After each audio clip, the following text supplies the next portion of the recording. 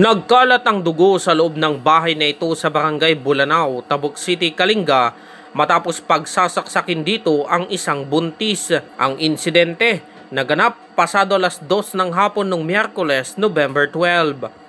Ang biktima ay si Irene Gayamos, 30 anyos, isang kilalang mananahi at residente sa lugar. Pagnanakaw po yung nakikitang motive. Dahil may mga nawawalang gamit, may mga nawawalang alahas, at tinitignan po rin kung parang may nawawala ring mga pera. Base sa investigasyon ng PNP Tabuk, pumasok ang suspect sa isang maliit na butas sa tabi ng bahay ng biktima at saka pinagsasaksak ang biktima. Ayon sa investigasyon ay nag-iisa po siya dun sa bahay nila. So nadatnan ng pinsan niya na nakahando siya at tuguan.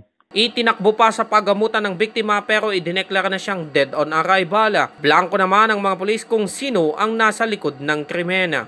Nag-ask ng help ang ating provincial director na si Colonel Fatiig at nagrant naman ni Governor ang 500 na pabuya kung sino man ang magkapagbibigay ng impormasyon kung sino po ang salarin. Sa ngayon, iniimbestigahan pa ng mga pulis ang pamamaslang.